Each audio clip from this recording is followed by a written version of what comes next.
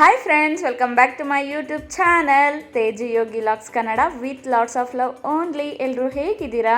ಇವತ್ತು ಸಂಡೇ ಅಲ್ವಾ, ನಿಮ್ಗೊಂದು ಸೂಪರ್ ಆಗಿರೋ ಟೇಸ್ಟಿ ಡ್ರೈ ಚಿಲ್ಲಿ ಚಿಕನ್ ರೆಸಿಪಿನ ಶೇರ್ ಮಾಡೋಣ ಅಂತ ಬಂದಿದ್ದೀನಿ. ಇವತ್ತು ನಿಮ್ಮ ಮನೇಲಿ ಏನೇನು ಸ್ಪೆಷಲ್ ಮಾಡಿದ್ದೀರಾ ಅಂತ ನನಗೆ ಕಮೆಂಟ್ ಮಾಡಿ. ಹಾಗೆ ಯಾರೆಲ್ಲ ನನ್ನ ವಿಡಿಯೋನ ಹೊಸದಾಗಿ ನೋಡ್ತಾ ಇದ್ದೀರಾ, ನನ್ನ ಚಾನಲ್ನ ಸಬ್ಸ್ಕ್ರೈಬ್ ಮಾಡ್ಕೊಳ್ಳಿ, ಬೆಲ್ ಐಕನ್ನ ಕ್ಲಿಕ್ ಮಾಡಿ. ನಾನು ಅಪ್ಲೋಡ್ ಮಾಡೋ ಹೊಸ ವಿಡಿಯೋಸ್ ನಿಮಗೆ ಮೊದಲು ಬರುತ್ತೆ.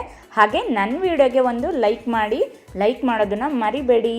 ಹಾಗಿದ್ರೆ ಬನ್ನಿ ಡ್ರೈ ಚಿಲ್ಲಿ ಚಿಕನ್ ರೆಸಿಪಿನ ಹೇಗೆ ಮಾಡೋದು, ಅದಕ್ಕೆ ಏನೇನು ಇಂಗ್ರೀಡಿಯೆಂಟ್ಸ್ ಬೇಕು ಅಂತ ನೋಡ್ಕೊಂಡು ಬರೋಣ. ನಾನಿಲ್ಲಿ 1.5 ಟೇಬಲ್ ಸ್ಪೂನ್ ಮೈದಾ, ಹಾಗೆ 3 ಟೇಬಲ್ ಸ್ಪೂನ್ ಕಾರ್ನ್ಫ್ಲೋರ್, 2 ಟೇಬಲ್ ಸ್ಪೂನ್ನಷ್ಟು ಶುಂಠಿ ಬೆಳ್ಳುಳ್ಳಿ ಪೇಸ್ಟ್, ರುಚಿಗೆ ತಕ್ಕಷ್ಟು ಉಪ್ಪು. ಹಾಗೆ ನಾನಿಲ್ಲಿ ಗ್ರೀನ್ ಮತ್ತು ರೆಡ್ ಕ್ಯಾಪ್ಸಿಕಮ್ನ ತೊಗೊಂಡಿದ್ದೀನಿ. ಗ್ರೀನ್ ಇದ್ದರೂ ಓಕೆ, ಪರವಾಗಿಲ್ಲ. ಹಾಗೆ ನಾನಿಲ್ಲಿ 5ರಿಂದ 6 ಮೆಣಸಿಕಾಯಿನ ಕಟ್ ಮಾಡಿ ಇಟ್ಕೊಂಡಿದ್ದೀನಿ. ಹಾಗೆ 1 ಈರುಳ್ಳಿನ ದೊಡ್ಡದಾಗಿ ಕಟ್ ಮಾಡಿ ಇಟ್ಕೊಂಡಿದ್ದೀನಿ.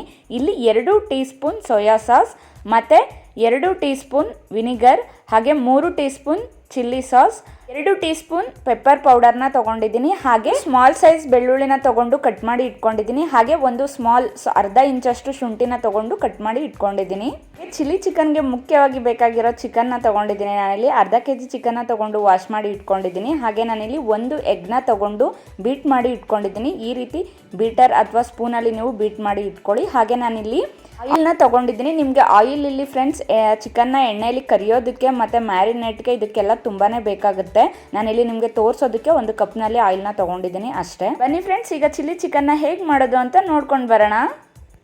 ನಾವಿಲ್ಲಿ ಮೊದಲು ಮ್ಯಾರಿನೇಟ್ ಮಾಡ್ಕೋಬೇಕು. ಅದಕ್ಕೆ ನಾನಿಲ್ಲಿ ಅರ್ಧ kg ವಾಶ್ ಮಾಡಿರೋ ಚಿಕನ್ನ ತೊಗೊಂಡು ಅದಕ್ಕೆ ನಾನಿಲ್ಲಿ 2 ಟೇಬಲ್ ಸ್ಪೂನ್ ಕಾರ್ನ್ಫ್ಲೋರ್ ಹಾಕೋತಾ ಇದ್ದೀನಿ. ಹಾಗೆ 2 ಟೇಬಲ್ ಸ್ಪೂನ್ ಮೈದಾ ಹಾಕೋತಾ ಇದ್ದೀನಿ. ಹಾಗೆ 1 ಟೀ ಸ್ಪೂನ್ ಪೆಪ್ಪರ್ ಪೌಡರ್, ಹಾಗೆ 1 ಟೇಬಲ್ ಸ್ಪೂನ್ನಷ್ಟು ಶುಂಠಿ ಬೆಳ್ಳುಳ್ಳಿ ಪೇಸ್ಟ್, ಹಾಗೆ 1 ಟೀ ಸ್ಪೂನ್ನಷ್ಟು ಸೋಯಾ ಸಾಸ್, ಹಾಗೆ ನಾನಿಲ್ಲಿ ರುಚಿಗೆ ತಕ್ಕಷ್ಟು ಉಪ್ಪನ್ನ ಹಾಕೋತಾ ಇದ್ದೀನಿ. ಹಾಗೆ ನಾನಿಲ್ಲಿ ಇದಕ್ಕೆ ಬೀಟ್ ಮಾಡ್ಕೊಂಡಿರೋ ಅಂಥ 1 ಎಗ್ನ ಇಲ್ಲಿ ಸೇರಿಸ್ಕೊತಾ ಇದ್ದೀನಿ. ನಾವೀಗ ಇದನ್ನೆಲ್ಲ 1 ಸ್ಪೂನ್ ಅಥವಾ ಹ್ಯಾಂಡ್ನ ಯೂಸ್ ಮಾಡಿಕೊಂಡು ಚೆನ್ನಾಗಿ ಮಿಕ್ಸ್ ಮಾಡ್ಕೋಬೇಕು. ಹ್ಯಾಂಡ್ನ ವಾಶ್ ಮಾಡಿಕೊಂಡು ನೀವು ಚೆನ್ನಾಗಿ ಮಿಕ್ಸ್ ಮಾಡ್ಕೊಳ್ಳಿ. ಈ ರೀತಿ ಚೆನ್ನಾಗಿ ಮಿಕ್ಸ್ ಮಾಡ್ಕೊಂಡ್ಮೇಲೆ ನಾವಿದನ್ನು ಒಂದು 30 ನಿಮಿಷ ಫ್ರಿಡ್ಜಲ್ಲಿ ಇಡಬೇಕು. ಫ್ರಿಡ್ಜ್ ಇಲ್ಲ ಅಂದರೆ ನೀವು ಹೊರಗಡೆ ಕೂಡ 1 ಅವರ್ ಇಟ್ಕೊಳ್ಳಿ. ಚಿಕನ್ ತುಂಬ ಸಾಫ್ಟ್ ಆಗುತ್ತೆ, ತುಂಬ ಟೇಸ್ಟಿಯಾಗಿ ಚೆನ್ನಾಗಿ ಬರುತ್ತೆ ಈ ರೀತಿ ಮ್ಯಾರಿನೇಟ್ ಮಾಡೋದ್ರಿಂದ ಅಂತ ಅಷ್ಟೇ. ಫ್ರೆಂಡ್ಸ್ ನೋಡಿ, 30 ಮಿನಿಟ್ಸ್ ಆಗಿದೆ. ಈ ರೀತಿ ಚಿಕನ್ ಮ್ಯಾರಿನೇಟ್ ಆಗಿದೆ. ನಾವೀಗ ಇದನ್ನು ಎಣ್ಣೆಯಲ್ಲಿ ಹಾಕಿ ಕರಿಬೇಕು, ಅಂದರೆ ಫ್ರೈ ಮಾಡ್ಕೋಬೇಕು. ನಾನಿಲ್ಲಿ ಗ್ಯಾಸ್ ಸ್ಟವ್ ಮೇಲೆ ಒಂದು ಪ್ಯಾನ್ ಇಟ್ಕೊಂಡು ಗ್ಯಾಸ್ ಸ್ಟವ್ನ ಆನ್ ಮಾಡ್ಕೋತಾ ಇದ್ದೀನಿ. ಈ ಪ್ಯಾನ್ ಬಿಸಿ ಆದಮೇಲೆ ನಾನು ಇದಕ್ಕೆ ಆಯಿಲ್ನ ಹಾಕೋತಾ ಇದ್ದೀನಿ. ಇದನ್ನು ಕರಿಬೇಕು ಅಂದರೆ ಫ್ರೈ ಮಾಡ್ಕೋಬೇಕು, ಅದರಿಂದ ನಮಗೆ ಸ್ವಲ್ಪ ಜಾಸ್ತಿ ಆಯಿಲ್ ಬೇಕಾಗುತ್ತೆ, ನೀವು ನೋಡ್ಕೊಂಡು ಹಾಕೊಳ್ಳಿ. ನೋಡ್ತಾ ಇದ್ದೀರಾ ಅಲ್ವಾ, ಈ ರೀತಿ ಎಣ್ಣೆ ಬಿಸಿ ಆದಮೇಲೆ ನಾನು ಇದಕ್ಕೆ ಚಿಕನ್ನ ಹಾಕೋತಾ ಇದ್ದೀನಿ. ಚಿಕನ್ನ ಹಾಕಿ ಚೆನ್ನಾಗಿ ನಾವು ಫ್ರೈ ಮಾಡ್ಕೋಬೇಕು. ನೀವೇನು ಕಬಾಬ್ ಎಲ್ಲ ಫ್ರೈ ಮಾಡ್ತೀರಾ ಅದೇ ರೀತಿ ಇದನ್ನು ಚೆನ್ನಾಗಿ ಬೇಯಿಸ್ಕೊಳ್ಳಿ. ನೀವು ಈ ಥರ ಚಿಕ್ಕ ಸ್ಪೂನ್ನ ಯೂಸ್ ಮಾಡಿಕೊಂಡು ಚಿಕನ್ನ ತಿರುಗಿಸ್ಕೊಳ್ಳಿ. ನೀವು ದೊಡ್ಡ ಸ್ಪೂನ್ನ ಡೈರೆಕ್ಟಾಗಿ ಯೂಸ್ ಮಾಡೋದ್ರಿಂದ ಈ ಚಿಕನಲ್ಲಿರೋ ಮಸಾಲೆ ಎಲ್ಲ ಅದಕ್ಕೆ ಅಂಟ್ಕೊಬಿಡುತ್ತೆ. ಹಾಗಾಗಿ ನಾನು ಈ ಥರ ಟ್ರಿಕ್ಸ್ನ ಯೂಸ್ ಮಾಡ್ತೀನಿ. ನೋಡಿ, ಇದು ಈ ರೀತಿ ಫ್ರೈ ಆಗಿದೆ. ನಾವು ಫ್ರಿಡ್ಜಲ್ಲಿ ಚಿಕನ್ನ ಮ್ಯಾರಿನೇಟ್ ಮಾಡಿರೋದ್ರಿಂದ ನಿಮಗೆ ತುಂಬ ಬೇಗ ಚಿಕನ್ ಎಣ್ಣೆಲಿ ಫ್ರೈ ಆಗುತ್ತೆ, ಅಂದರೆ ಬೆಂದು ಹೋಗುತ್ತೆ, ತುಂಬಾ ಟೈಮ್ ಏನು ಹಿಡಿಯೋದಿಲ್ಲ.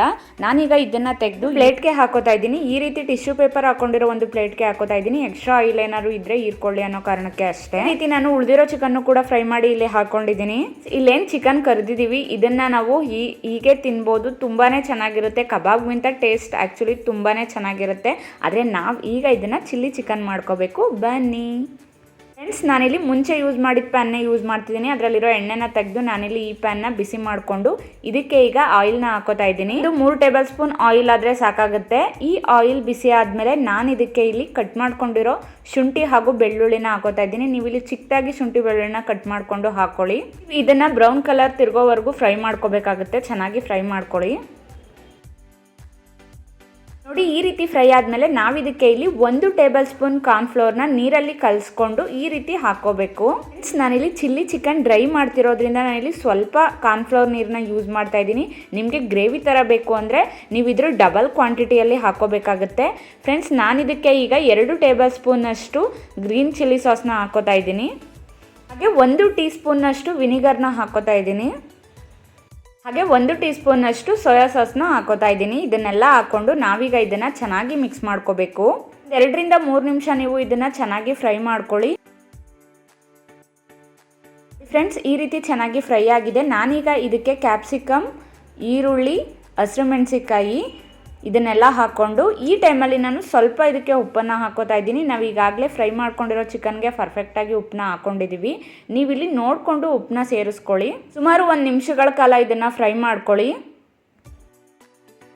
ಫ್ರೆಂಡ್ಸ್, ಇದು ಈ ರೀತಿ ಚೆನ್ನಾಗಿ ಫ್ರೈ ಆದಮೇಲೆ ನಾನು ಇದಕ್ಕೆ ಫ್ರೈ ಮಾಡ್ಕೊಂಡಿರೋ ಡ್ರೈ ಚಿಕನ್ನ ಸೇರಿಸ್ಕೊತಾ ಇದ್ದೀನಿ. ಈ ಚಿಕನ್ನ ಸೇರಿಸ್ಕೊಂಡು ನೀವೀಗ ಚೆನ್ನಾಗಿ ಫ್ರೈ ಮಾಡ್ಕೋಬೇಕು. ಸುಮಾರು 1 ನಿಮಿಷಗಳ ಕಾಲ ಹೈ ಅಂದರೆ ಉರಿ ಜಾಸ್ತಿ ಇಟ್ಕೊಂಡು ನೀವು ಇದನ್ನು ಚೆನ್ನಾಗಿ ಫ್ರೈ ಮಾಡ್ಕೋಬೇಕು.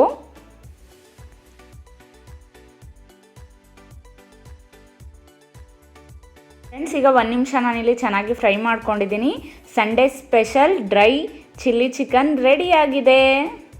ಈಗ ನಾನು ಇನ್ನೊಂದು ವಿಷಯ ಕ್ಲಿಯರ್ ಮಾಡ್ತೀನಿ. ಚಿಲ್ಲಿ ಚಿಕನ್ ಅಂದರೆ ತುಂಬ ಟೈಪ್ಸ್ ಮಾಡ್ತಾರೆ. Red chilli chicken, green chilli chicken, ಹಾಗೆ ಡ್ರೈ ಮತ್ತು ತುಂಬ ಸಾಸಿಯಾಗಿ ಗ್ರೇವಿ ಥರ ಎಲ್ಲ. ನಾನಿಲ್ಲಿ ಮಾಡಿರೋದು ಡ್ರೈ ಚಿಲ್ಲಿ ಚಿಕನ್. ಫ್ರೆಂಡ್ಸ್, ಈ ವಿಡಿಯೋ ನಿಮಗೆ ಇಷ್ಟ ಆಯಿತು ಅಂತ ಭಾವಿಸ್ತಾ ಇದ್ದೀನಿ. ನಿಮಗೆ ರೆಸಿಪಿ ಅಥವಾ ಇನ್ನೂ ಬೇರೆ ಯಾವುದೇ ವಿಷಯದ ಬಗ್ಗೆ ವಿಡಿಯೋ ಬೇಕಾದರೆ ನನಗೆ ಕಮೆಂಟ್ ಮಾಡಿ. Thank you for watching. Have a good day. Bye.